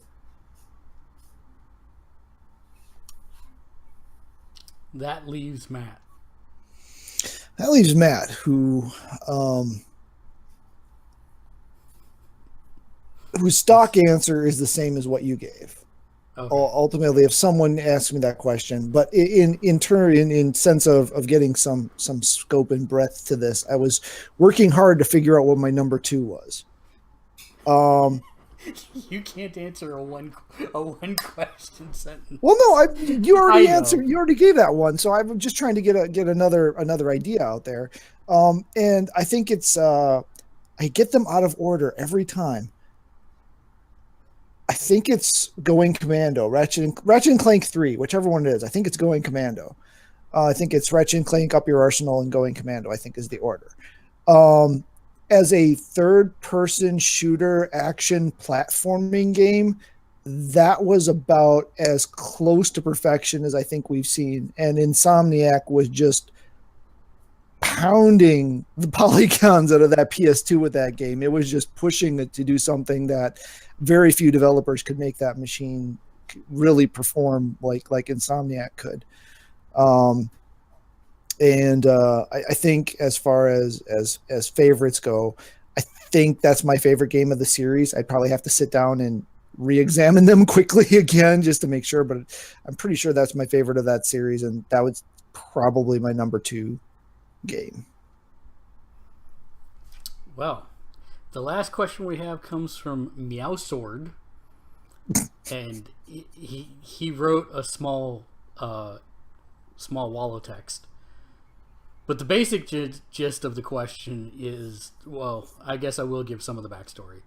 He's a 15-year-old guy in 10th grade, never gets below a B in any of his classes, very responsible, blah, blah, blah, blah, blah. We only have his word to go on under that, but still. His question is, how can I convince my parents to let me play Overwatch? He said that he told his parents that he wanted Overwatch. His dad was pretty chill about it. His mother requested to see the trailer. They watched about 5 seconds, and her mom said no, it was too violent. He attempted to talk to her about it and have a civilized conversation a couple times. This is a 15-year-old, so I don't know. No offense, I was 15. I know how my civilized conversations went. So I'm just saying, maybe he had a perfectly fine civilized conversation. I don't know. But apparently it ended with another no from the mom, etc. And she says she doesn't like it. It'll mess with his brain and it's too violent. So the question is, how do I convince my parents to let me play Overwatch? You want the authority figure to try to give you ways to get around the authority figure here. I don't know that I like this question. So, do you want me to do it since you don't want to? Well, ultimately, it sounds like he's going down the right path. I have some horrible stereotype things in my head about this situation right now. Mm-hmm. But I don't know what their relationship is. I don't know what type of games he's gotten to play in the past. There's a whole bunch of stuff. He does say that the most violent video game he has is Super Smash Bros. For the Wii. For the Wii. Okay, so that not at all. And his mother does not like that game even. Right. We're talking. Oh my God. We're talking about a pretty extreme case here. And I'm guessing she doesn't play games either. And she probably has some it sounds like she has a lot of negative stigma about games. So this is an interesting scenario. That's the problem, because if she thinks Smash Brothers is too violent, there is not going to be any game, pretty much, unless it's Kirby, like My Little Pony or something that he can play. Ooh, I call dibs on Pinkie Pie. I think Kate almost just swore at me. I'm just saying. Well, no, because I'm actually kind of frustrated for this kid. Just go, like, if he's watching, I don't want to say a bunch of derogatory stuff about his mother, but I'm thinking a bunch of derogatory stuff about his mother. Nice. Yeah, it's a tricky situation, and even myself, I have to realize I've had to catch myself several times recently. I have in a month will be 18-year-old who has graduated high school and will be going to college in a couple of months, and it's like, what are you? Oh wait, okay, never mind. You're 18 and you're going to college. I can't get after you for watching that. Okay. When his mother wanted to let him, not let him, but wanted him to watch Deadpool, I about fell out of my chair. I'm like, wah! And she was the one with the way more strict rules than I was at one point. As a parent, I know it can be hard to recognize that your child is getting older and that you have to loosen the reins or whatever's as you go. I'll admit we were very conservative in terms of what we let our kids consume in media across the violence, all the things, boundaries. So it's not like any one thing per se. But yeah, man, Smash Brothers is a pretty hard standard to get beyond. But it sounds like, and again, I'm guessing. And she thinks that Smash Brothers is bad. It's too violent. Right. Yeah, I know that's the thing right there. It's like, wow. I get it. Our rule for the longest time when the kids were little was if it was human on human violence, it was no go. Right. That was kind of our rule. So, any military shooter type stuff, that was all no go. fantasy stuff was much more an easy sell for us to get behind, depending on other factors. But yeah, it sounds like she's probably not really gonna go in for this, and it doesn't sound like your dad's really got your back on this one either. Yeah, all he wrote about his dad was, my dad was pretty chill about it. So my personal advice would be, take your constructive conversation to your dad and say, I would very much like to get this game. My mom is not, she thinks it's too violent. I would like to get your opinion on it, and if you agree with me, I would like to make a combined case to her to allow me to get it. That's the only, and if he says no, you're screwed. Yeah, and we don't really know whether or not, I'm kind of making the assumption that mom and dad are together in this scenario. They may not be, in which case that may be a completely moot. Oh, no, they are. They are. Okay. No, they are. Yeah. But yeah, I mean, put in some research. I mean, she sounds like she'd be the type of person who, if you presented her with a paper or a PowerPoint style presentation with a proposal, that might actually work, because you actually put work and research into produced a product that shows that you're putting a little level of effort into this. Cite psychological studies that show violence in video games have no effect on violence in real life. Right, and you can set up rules as you can only play on weekends for 3 hours, or no more than don't do that to yourself. No more than 1.5 hours per night. Right, some sort of rule set that lets the parent have some level of control of the situation, or at least feel like we have some level of control of the situation. This just makes me feel really lucky, because when I was a kid, there was pretty much no restrictions. Like, I grew up watching like RoboCop and stuff like that. Like, I was allowed to watch pretty much whatever I wanted. I remember I was like 8 years old when my parents sat me down to watch Alien. Wow. Yeah. I don't think I saw that till I was like 18. and then I followed that up with Porky's. So let's just, yeah. Well, you just got all the bases covered. Oh yeah, I had all the bases literally covered. The only one for me that my parents were like, I don't know if you should watch this, because I was like 12, was Basic Instinct. No, my parents would have been fine with 12, that. Yeah, 12's a bit young for that one. Bacon Guy actually popped in, and he says, "Hey, the Bacon Guy!" So Bacon Guy, Bacon Guy is another person that I do not understand, and I've been giving him grief because he only plays one game, and one game only, and that is FIFA. All he does all day, every day, is play FIFA. And now that story mode is coming. Is he European? I don't think so. I think he's just soccer obsessed. But he did apparently branch out and has now started playing Minecraft. I was going to say Rocket League. I thought you were going to say like Madden. Yeah, no, FIFA and Minecraft. So good on you, Bacon Guy, for branching out. Create a FIFA state in Minecraft. Just played soccer game in Minecraft. But he did ask, I have to know, is PlayerUnknown's Battlegrounds going to come only to Xbox, or is it coming to PS4 as well? The answer is it's coming to the PS4 as well. It is a timed exclusive for Microsoft. When they launched Project Scorpio, it will come first to Xbox, but eventually it will come to PS4 as well. So, right there with you. I was a little worried during the presser conference, but upon closer inspection, that was like one of the first games that they kind of talked about. But then as the conference went on, you realized, all their exclusives aren't really exclusives at all. Right.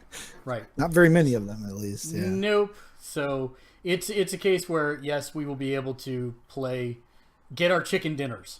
We will be able to get our chicken dinners and be winners.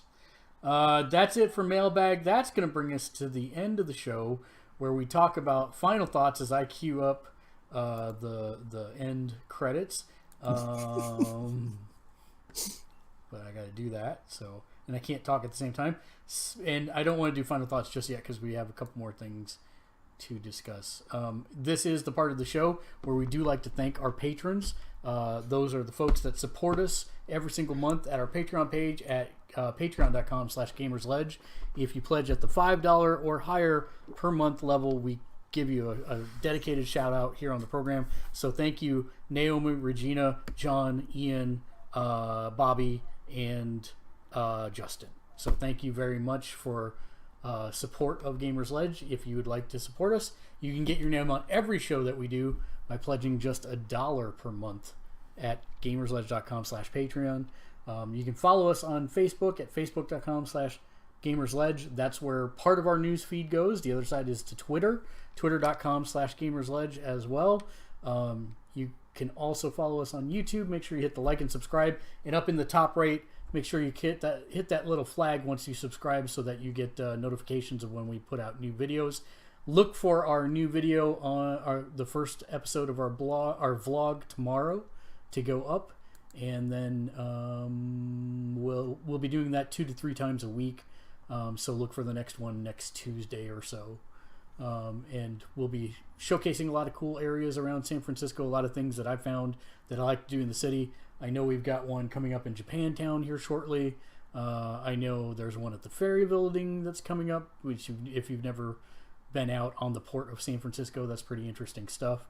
So lots of different places. It's not just going to be touristy traps. Sometimes it'll be in a restaurant. Sometimes it will have other guest folks on the vlog as well, so you never know what you'll find. But that's going to be called The Well-Rounded Gamer, which is an allusion to the fact that I'm fat. Pretty much. I thought about calling that out at first, and I thought, no, I'll let it go. I'll let it go. I'm trying to lose weight, but yeah, I'm still fat. Team fat all the way. So then with that being said, Patreon. That will bring us to final thoughts after I cue this video up. Stop, don't play yet. No, we're not ready for you yet. There we go. So, Kate, let's start with you. Final thoughts. Just all this stuff I've been watching about the Dragon Ball Fighter Z game. I really hope that Arc System will do kind of the other side of the coin of 90s anime and do a Sailor Moon fighting game that's exactly like that. Now, did you see that is actually a 3v3 fighting game? Yeah, it is. Oh my god, it's going to be hell. There's going to be so much going on. It's the Marvel vs. Capcom killer. It is. Did you see that you can actually chain super combo with your teammate? Yeah. Oh, I've watched a lot of stuff with it. Yeah. God, it looks horrible. I mean, horrible in the sense that it's horrible for my pocketbook, and I will definitely be buying it. It looks amazing. It looks just like the anime. It's amazing how much detail. So they need to make a Sailor Moon one that's like that, and have the 2 big 90s animes. God, if you can have Sailor Moon 90s versus Sailor Moon 2000s. But then you have to add 80s Transformers and Voltron and G.I. Joe. Yes, please. Someone needs to get on this. Hasbro Fighter. Yes, please. And TMNT. Just make it Mugen. It's Mugen all over again. Yeah. Hasbro Fighters would be sick. It would be sick. Because then you could have He-Man and She-Ra and Gem. She could put out hologram minions. I'm totally down with this idea. This needs to happen. It totally does.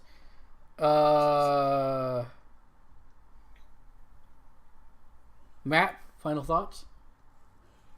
If I can get the thing to switch over to you, which I can't. Come on, I've lost my cursor. I am both impressed and terrified by people that do ARG stuff. Because I was reading up on this No Man's Sky ARG thing that's been going on with these cassette tapes.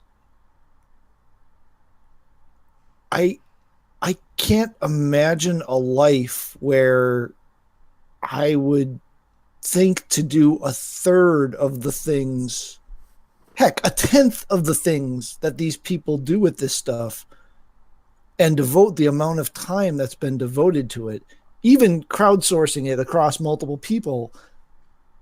I mean, the article I read used the word obviously sarcastically like 27 times. I don't even think I'm exaggerating because, obviously you put this through an oscilloscope and it brings up numbers for you. It's just like, who just has an oscilloscope sitting around that you have a cassette player hooked up to that you can waveform the sound to see that it makes a number on an oscilloscope? Who has that? So it just that is a level of something I don't even know what, that both mystifies and terrifies me. That is my final thought.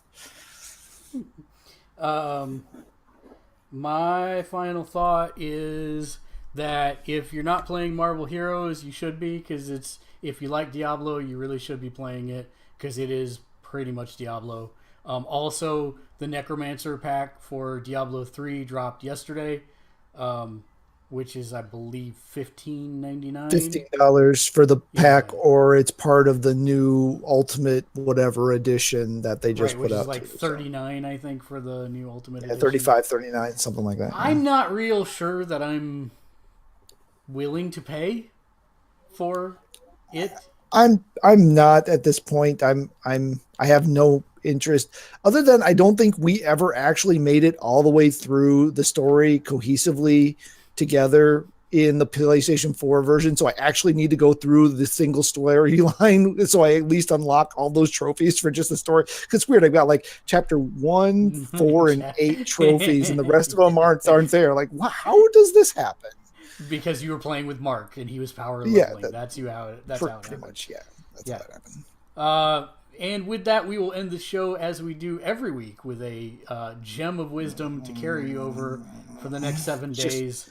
Just start groaning now. It'll save you time. No, it's fantastic. It's fine. It'll be all right. Hush now.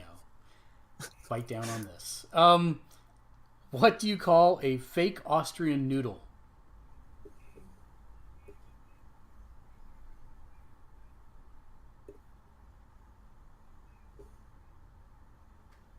An impasta.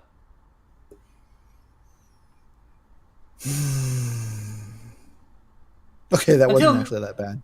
Until next week, game on. Game on. Get to do the job. Yeah. With you on pasta. Not without my burrito. Jump, daddy.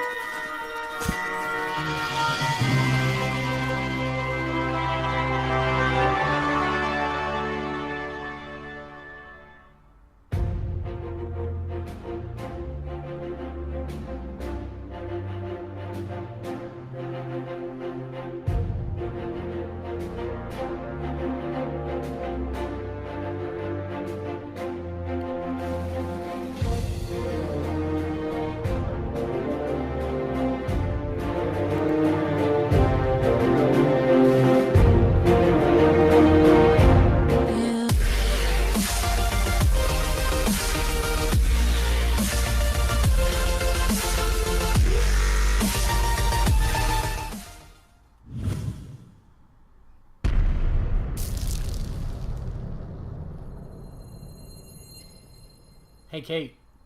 What? An impasta. No.